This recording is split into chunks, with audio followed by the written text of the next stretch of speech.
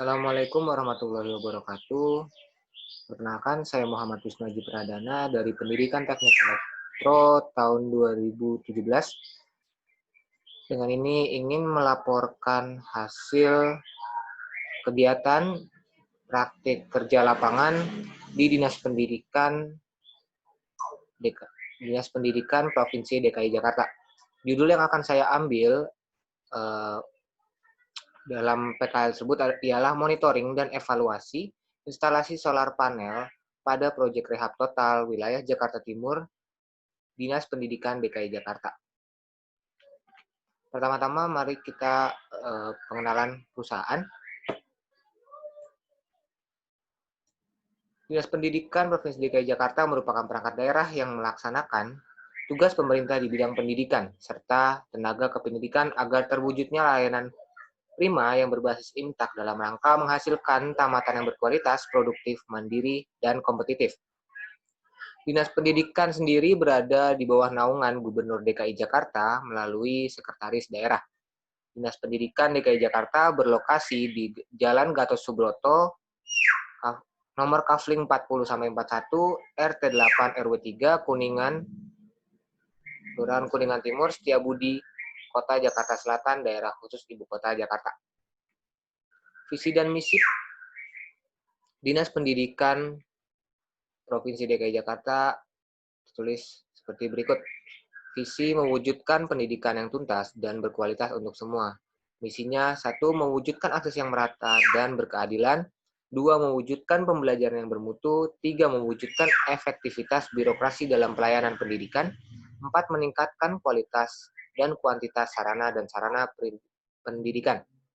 5. Meningkatkan peran ekosistem pendidikan. 6. Mewujudkan tata kelola, akuntabilitas, dan transparansi pendidikan.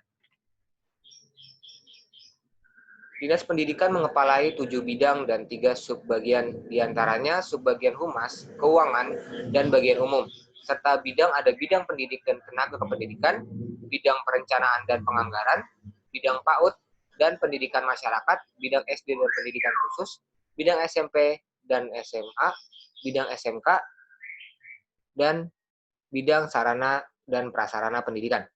Kami sendiri bekerja di bawah naungan bidang sarana dan prasarana pendidikan Divisi Gedung dan diamanahkan untuk melakukan monitoring serta edukasi mengenai instalasi PLTS Proyek Rehab tahun 2019. Selanjutnya ada jadwal pelaksanaan PKL yaitu kami mulai tanggal 6 Januari 2020 diawali dengan briefing dan pengenalan tugas PKL, lalu berakhir di tanggal 28 Februari di mana jadwalnya adalah penyusunan laporan untuk Dinas Pendidikan. Poin pembahasan yang akan saya jabarkan di presentasi kali ini adalah pertama, sekolah sampel yang digunakan untuk laporan saya, yaitu Monitoring Jakarta Timur, terbagi atas 2 pelaksana, yaitu Jaya Konstruksi dan Nindya Karya. 2 instalasi modul surya yang berbeda di antara 2 pelaksana yang bertanggung jawab. 3 sistem proteksi yang digunakan dalam instalasi solar panel atau PLTS. 4 sistem monitoring yang digunakan oleh pelaksana untuk memantau daya serta output yang dihasilkan oleh PLTS. 5. Edukasi pihak sekolah atau warga sekolah. Yang keenam adalah perawatan. Yang pertama berikut adalah beberapa contoh atau sekolah sampel yang saya gunakan dalam laporan kali ini. Di antaranya ada SMPN 262 Cakung Jakarta Timur, SMAN 11, SMPN 284, SDN Pondok Kelapa 01, SMPN 198, SDN Pondok Kelapa 06, SDN Cipinang Besar Utara, SDN Klender 01, SDN Rawat Teratai 0102, dan sebagainya. Itu yang dikerjakan oleh Jaya Konstruksi bekerjasama dengan Limitex Solar. Selanjutnya dari Jakarta Timur 2, bisa kita lihat di sini. SDN Cawang 09 dan 10, SMPN 179 Pasar Rebo, SDN Batu Ampar 01, SDN Cipayung 01 dan Cipayung 02, SDN Ciracas 10, SDN Tengah 08 dan 09, SDN Cibubur 04, SMPN 24 Kramat Jati, SMPN 214 Makassar, Jakarta Timur, SDN Ceger 0103, dan lain-lain. Itu yang dikerjakan oleh Nindya Karya bekerja sama dengan G-Sky Solar. Selanjutnya ada instalasi modul surya. Instalasi modul surya ini dalam pemasangannya tentu saja berbeda antara Limitek Solar dengan G-Sky Solar. Perbedaannya ada di mana? Perbedaannya ada di mounting yang mereka gunakan. Untuk Limitek Solar seluruhnya menghadap ke arah utara. Sementara pada instalasi mounting G-Sky Solar menghadap kedua arah atau terbagi menjadi bagian selatan dan utara. Nah, instalasi satu arah ke arah utara mendapatkan nilai maksimum yang lebih tinggi karena jika dilihat dari garis khatulistiwa, Jakarta berada di bagian selatan khatulistiwa sehingga matahari akan condong ke utara. Dikarenakan matahari posisinya condong ke utara, maka modul surya yang berada di bagian utara akan lebih dapat menyerap sinar matahari dengan baik. Di sini bisa kita lihat, contohnya di instalasi yang dibangun oleh Limitek Solar, SDN Kampung Melayu 0607 di Jakarta Timur 1, dan SDN Batu Ampar 01 di Jakarta Timur 2 yang menggunakan mounting dari G-Sky. Bisa kita lihat bahwa pemasangannya berbeda, walaupun jumlah yang digunakan itu sama, 66 modul surya, dan sama-sama disusun seri, namun bisa kita lihat pemasangan yang berbeda akan menghasilkan daya yang berbeda. Selanjutnya sistem proteksi. Sistem proteksi pada pemasangan PLTS kali ini juga berbeda, di mana pada Jakarta Timur 1 yang dilaksanakan oleh Jaya Konstruksi menggunakan panel proteksi, sementara Jakarta Timur 2 menggunakan MCB C10. Bisa kita lihat di sini sistem proteksi dari Jakarta Timur 1. Di sebelah kiri sini ada instalasi keseluruhan dari inverter, lalu ada DC panel box atau pengaman DC dari modul surya, dan bagian panel utama. Di sini jika kita buka bagian DC protection box, maka akan terdapat fuse, MCB 3 fasa, dan juga string atau kabel. Nah, kabel ini tersambung dengan modul surya, di mana satu stringnya sekitar 22 modul surya. Lalu di sini ada gambar dari fuse yang digunakan, yang dapat menampung hingga 15 ampere 1000 volt. Lalu di sini ada sistem proteksi Jakarta Timur 1. Jakarta Timur 2, maaf.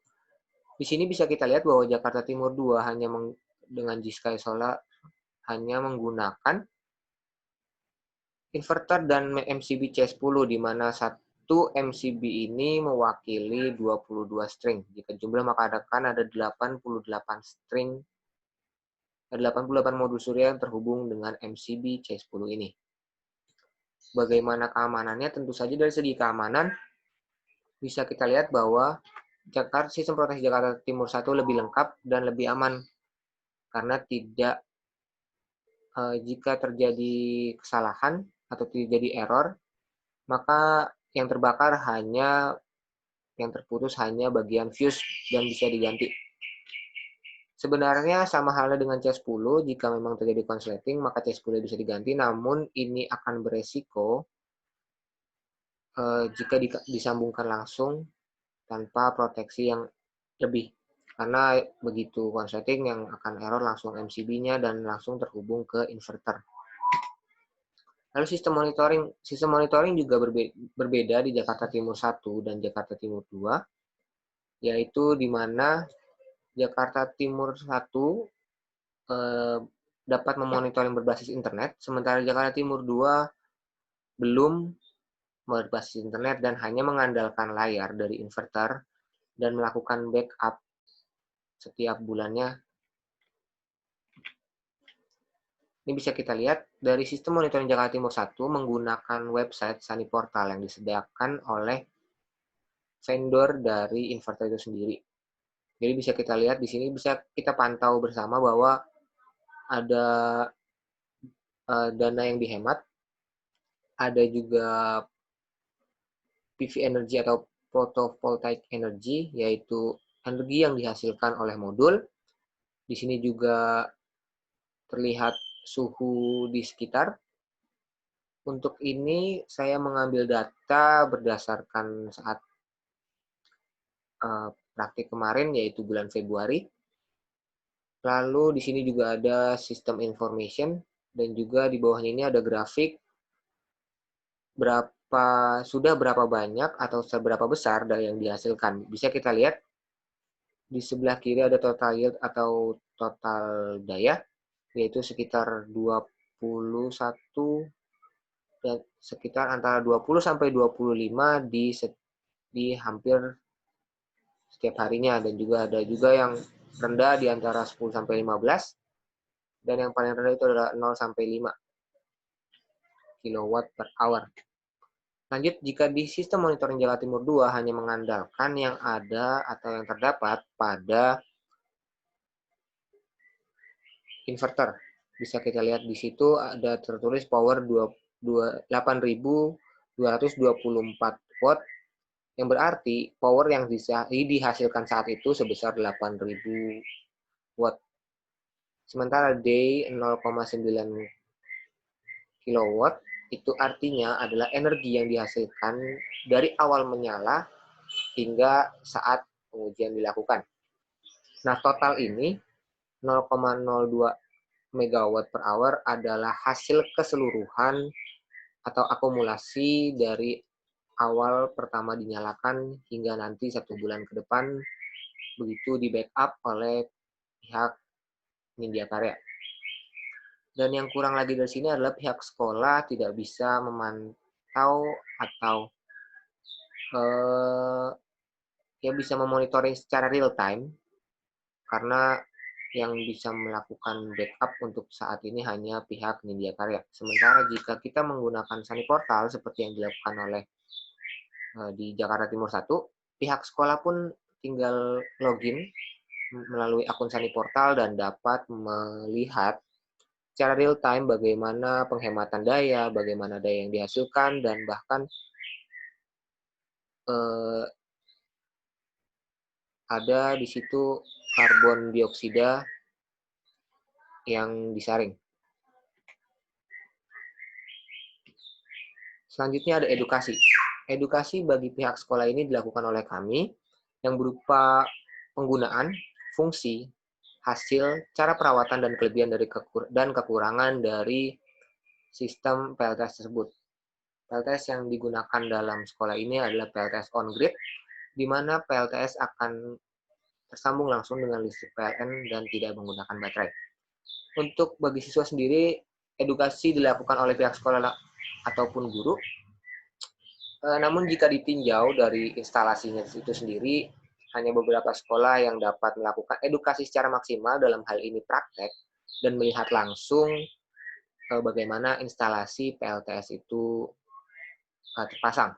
Contohnya seperti yang dapat kita lihat di awal presentasi tadi, bahwa ada SDN Kampung Melayu 06 yang memiliki tangga sekolah untuk sampai di rooftop dan melihat modul surya secara langsung.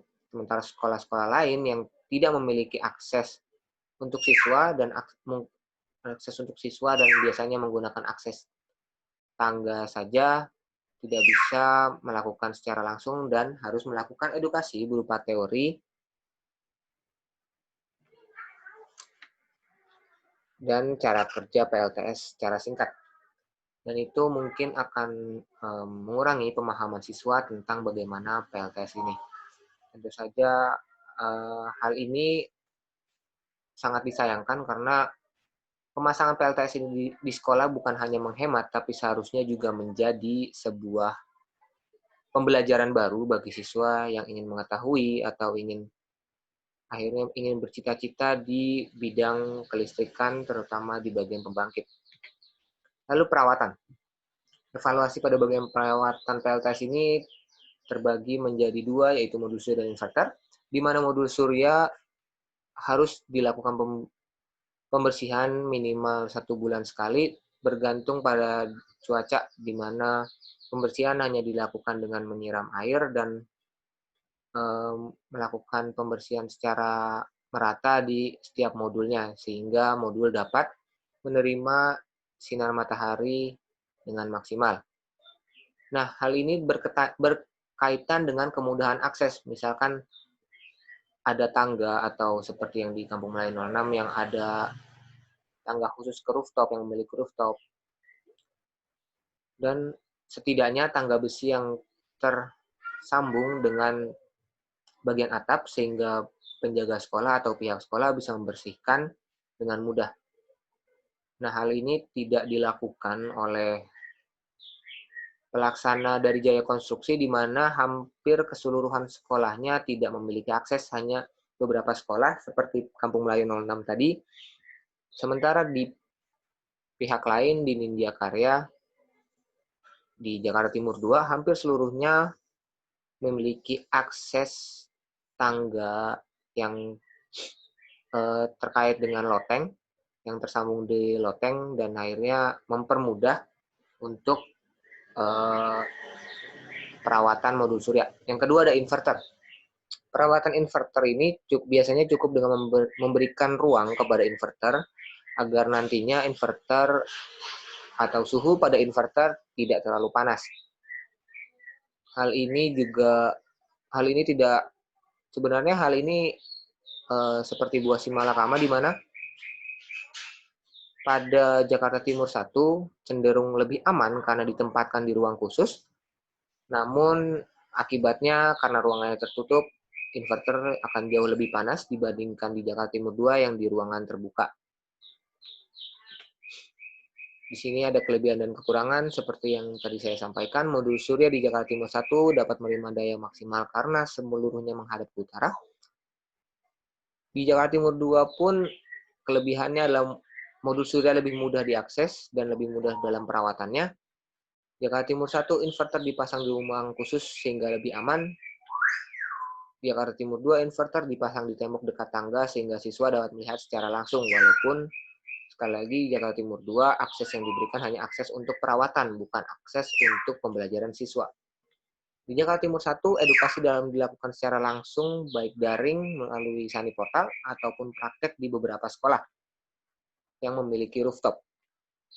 Di Jakarta Timur 2, edukasi dapat dilakukan secara teori dan lebih mudah bagi guru untuk melakukan.